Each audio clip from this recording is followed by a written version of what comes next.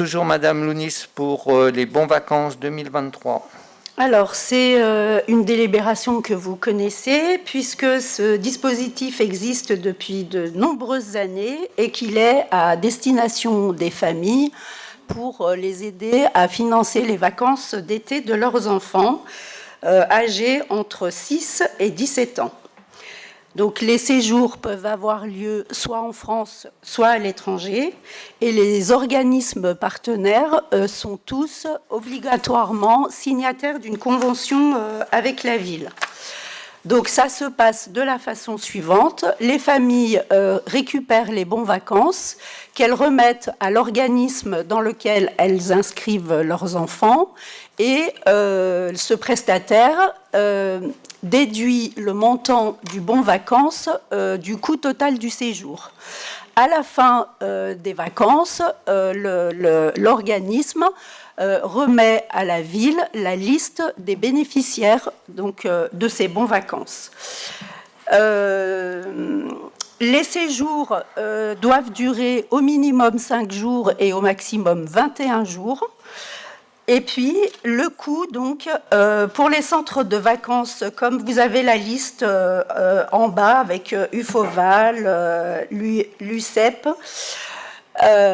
l'UCEPA plutôt, voilà, l'UCPA, pardon. Le coût de la journée est entre 9,20 € et 10,80 € pour les enfants de 13 à 18 ans.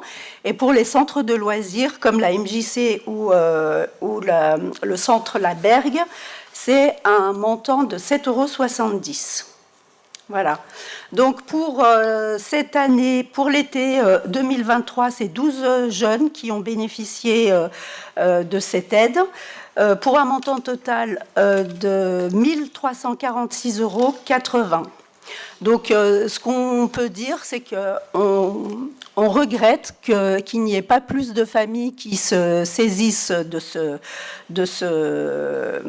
cette opportunité, et on a démarré un travail justement pour le rendre beaucoup plus populaire et le cibler sur les familles qui sont voilà, les plus fragiles. Peut-être que le peu de bénéficiaires se justifie également par d'autres dispositifs qui sont mis en place par l'État, comme les vacances apprenantes, donc qui permet, comme cette année par exemple, de prendre la totalité du séjour en charge. Donc les familles n'avaient strictement rien à payer. Je vous remercie, Madame Lounis. Oui, c'est possible, mais je pense, moi, qu'il y a beaucoup moins d'enfants qui partent en colonie de vacances d'année en année. Et c'est un constat qu'on faisait, enfin, j'avais fait quand on était entre nous en séance privée sur la perte de ce qu'on appelle les associations d'éducation populaire. Et effectivement, de moins en moins d'enfants partent en séjour, quel que soit le séjour, je pense. Et ça n'empêche pas, parce qu'il y en a quand même peut-être plus que 12 sur la ville, et qu'il faut faire connaître ce dispositif de façon à ce que, puisque le dispositif existe, les familles en profitent. Je vous propose de passer au vote. Est-ce qu'il y a des votes contre ou abstentions? Non. Je vous remercie.